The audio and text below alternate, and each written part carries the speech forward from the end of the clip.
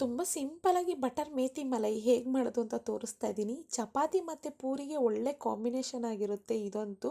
ಇಲ್ಲೊಂದು ಕಡಾಯಿಗೆ ನಾನು ಬೆಣ್ಣೆ ಹಾಕ್ಕೊಂಡು ಒಂದು 2ರಿಂದ 3 ಕಟ್ಟು ಮೆಂತ್ಯ ಸೊಪ್ಪನ್ನ ಸಣ್ಣದಾಗಿ ಹೆಚ್ಚಿಟ್ಕೊಂಡು ಅದು ಸಹ ಹಸಿ ಸ್ಮೆಲ್ ಹೋಗೋವರೆಗೂ ಬಾಡಿಸ್ಕೊಳ್ತಾ ಇದ್ದೀನಿ. ಇದಕ್ಕೆ ಹಸಿ ಬಟಾಣಿ ತೊಗೊಂಡಿದ್ದೀನಿ, ಅದು ಕೂಡ ಹಾಕ್ಕೊಂಡು ಸ್ವಲ್ಪ ಬಾಡಿಸ್ಕೊಂಡು ನೀರು ಕ್ವಾಂಟಿಟಿ ಎಷ್ಟು ಬೇಕೋ ಅಷ್ಟನ್ನು ಹಾಕ್ಕೋಬೇಕು.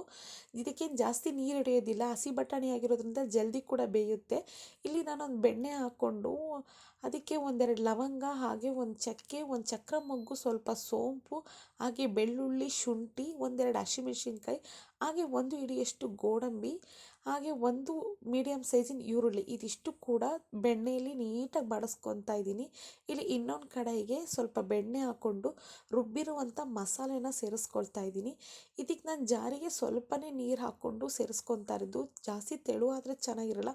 ಪೂರಿ ಮತ್ತು ಚಪಾತಿಗೆ ಎಷ್ಟು ಅದಕ್ಕೆ ಬೇಕೋ ಅಷ್ಟು ನೀರು ಹಾಕ್ಕೋಬೇಕು.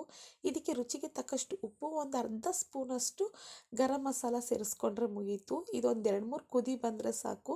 ಇದು ಕುದಿ ಬರ್ತಿದ್ದಂಗೆ ಬೇಯಿಸಿಟ್ಕೊಂಡಿರುವಂಥ ಬಟಾಣಿ ಮತ್ತು ಮೆಂತ್ಯ ಸೊಪ್ಪನ್ನ ಸೇರಿಸ್ಕೋಬೇಕು. ನಿಜವಾಗ್ಲೂ ತುಂಬಾ ಚೆನ್ನಾಗಿರುತ್ತೆ. ಜಾಸ್ತಿ ಸ್ಪೈಸಸ್ ಏನೂ ಹಾಕಿರೋದಿಲ್ಲ, ತೆಂಗಿನಕಾಯಿ ಅಂತೆ ಏನೂ ಹಾಕಿರೋದಿಲ್ಲ, ಬಟ್ ಟೇಸ್ಟ್ ಮಾತ್ರ ತುಂಬಾ ಚೆನ್ನಾಗಿರುತ್ತೆ. ಒಂದ್ಸತಿ ಟ್ರೈ ಮಾಡಿ, ನಿಜವಾಗ್ಲೂ ನಿಮ್ಗೆ ಇಷ್ಟ ಆಗುತ್ತೆ. ಇದಕ್ಕೆ ಕಾಂಬಿನೇಷನ್ ಆಗಿ ನಾನು ಇವತ್ತು ಪೂರಿ ಮಾಡ್ಕೊಂಡಿದ್ದೆ, ಪೂರಿ ಸಹ ತುಂಬಾ ಚೆನ್ನಾಗಿ ಬಂದಿತ್ತು.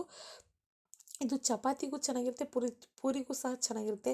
ಒಂದೇ ಥರ ನಾವು ಸಾಗು ಮಾಡ್ಕೊಂಡು ತಿನ್ನೋದಕ್ಕಿಂತ ಈ ಥರ ಬಟರ್ ಮೇಥಿ ಮಲೈ ನೀವು ಒಂದ್ಸತಿ ಮಾಡ್ಕೊಳ್ಳಿ. ಈಗ ಹೇಗಿದ್ರೂ ಸೀಸನ್ ಇರೋದ್ರಿಂದ ಬಟಾಣಿದು, ಮೆಂತ್ಯ ಸೊಪ್ಪಿದ್ದು ನಿಜವಾಗ್ಲೂ ತುಂಬಾ ಚೆನ್ನಾಗಿರುತ್ತೆ ಕಾಂಬಿನೇಷನ್ನು.